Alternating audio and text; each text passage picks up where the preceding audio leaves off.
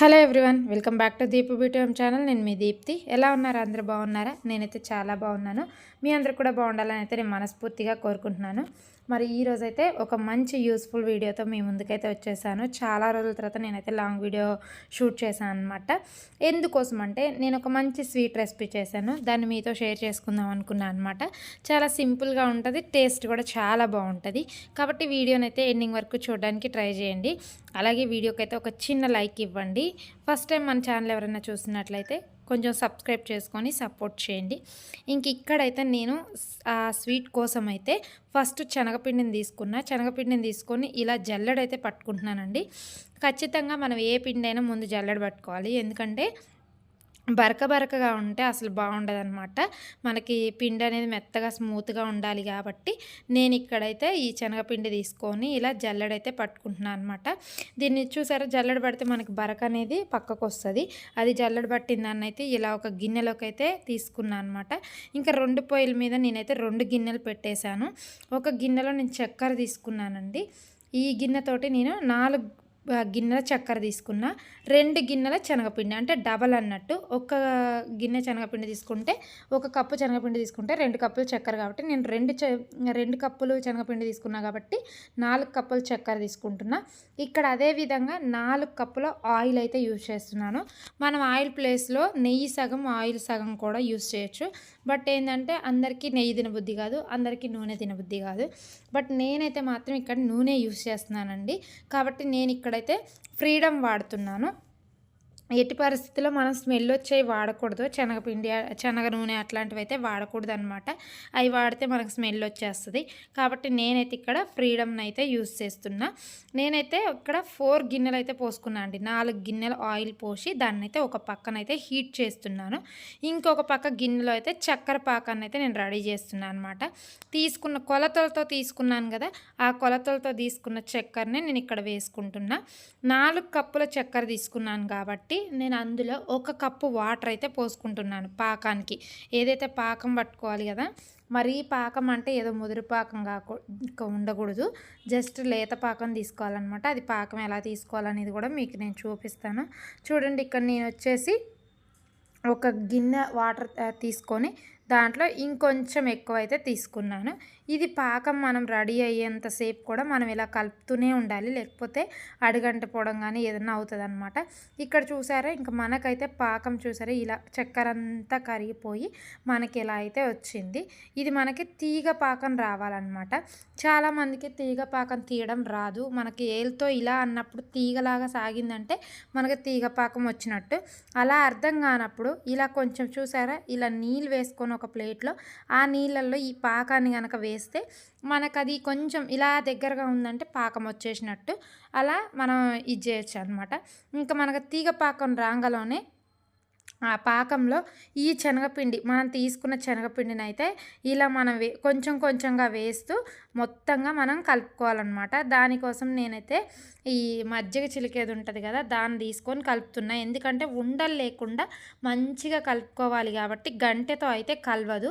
మీరు కూడా ఇలాంటిదే తీసుకోండి. అప్పుడు మనకి ఉండలు లేకుండా మంచిగా, అంటే పాకం మొత్తము శనగపిండి మొత్తం కూడా మనకు మంచిగా కలుస్తుంది అనమాట. ఇక్కడ మీరు చూసినట్లయితే చూసారా, మనం వేసేటప్పుడు మనకి ఉండలుగా ఉంటుంది. కాబట్టి ఉండలు లేకుండా కలుపుకోవాలి కాబట్టి మనము ఇలా అయితే మొత్తం మెత్తగా కలిపేస్తున్నాను అనమాట. చూడండి, మంచిగా కలిపేస్తున్నాను. మీరు చూసారు కదా, ఇక్కడ మొత్తం కూడా ఇలా అంచులు మొత్తం కూడా మనకి ఇలా మొత్తం కలిపేసేయాలి. చూసారా, మొత్తం మనం కలుపుకున్న తర్వాత మనకి ఇలా అయితే మనకి ఉడుకుతుంది. చూస్తున్నారు కదా మీరు, శనగపిండి ఎలా ఉడుకుతుందో మనకు పొయ్యి మీద. మనం దీన్ని అయితే తిప్పుతూనే ఉండాలి. ఎందుకంటే మీరు ఒక్క నిమిషం ఆగినా కూడా అది అడుగు అయితే అంటిపోద్ది అనమాట. అందుకని తిప్పుతూనే ఉండాలి. ఇంక ఇక్కడ మనకి మొత్తం కూడా పిండి అంతా పాకంలో దగ్గర పడిన తర్వాత ఈ పక్కన మనం హీట్ చేసుకున్న ఆయిల్ ఉంది కదా, ఆ ఆయిల్ని అయితే మనం ఒక్కొక్క గంట పోసుకుంటూ కలుపుకోవాలి. ఒకటేసారి ఆయిల్ మొత్తం పోయకూడదు అనమాట. ఒక్కొక్క గంట పోసుకుంటూ మనమైతే ఈ శనగపిండిని అయితే కలుపుకోవాలి. మీరు చూసినట్లయితే ఇక్కడ నేను కొంచెంగా పోసి కలుపుకుంటున్నా. మీరు చూడండి, అగో చూసారా, మనకి ఆయిల్ కాగిన ఆయిల్ దాని మీద పోస్తున్నప్పుడు మనకి ఇలా పొంగుతుందన్నమాట. ఆ పొంగులోనే మనకి స్వీట్ అనేది టేస్టీగా రావడానికి గానీ, లేకపోతే మెత్తగా గుల్లగా రావడానికి గానీ యూజ్ అయితదనమాట. కాబట్టి ఇక్కడ మనమైతే ఆయిల్‌ని కొద్దిగానే పోసుకోవాలి. చూస్తున్నారు కదా! నేనైతే కొంచెం కొంచెంగా పోసుకొని ఇలా మొత్తం కలుపుకున్నాను. మొత్తానికి మనకైతే ఇది రెడీ అయిపోయింది మొత్తం.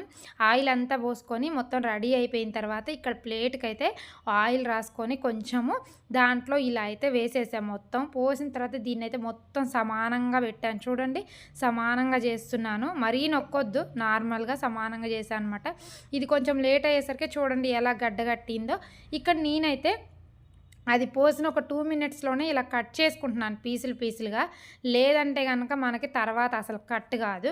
కాబట్టి నేను ముందే దీన్నైతే కట్ చేసుకుంటున్నా. మీరు ఏ షేప్‌లో కావాలంటే ఆ షేప్‌లో వీటిని కట్ చేసుకోవచ్చు. నేనైతే జస్ట్ స్క్వేర్ షేప్‌లోనే కట్ చేస్తున్నాను. చూడండి ఆల్రెడీ ఒక 5 మినిట్స్‌కే మనకి ఇదైతే గట్టిగా అయిపోయింది. కట్ చేయడానికి కూడా కొంచెం ఇబ్బందిగానే ఉంది. కాబట్టి మనమైతే పోసిన కూసేపటికి జస్ట్ ఒక 2-3 మినిట్స్‌లోనే మనమైతే పీసులుగా కట్ చేసుకోవాలి. లేకపోతే తర్వాత అయితే కట్ చేయడానికి మన వల్ల అయితే అవ్వదనమాట. ఇంకా ఈ స్వీట్ నేమ్ వచ్చేసి ఇది మైసూర్ పాక్ అండి.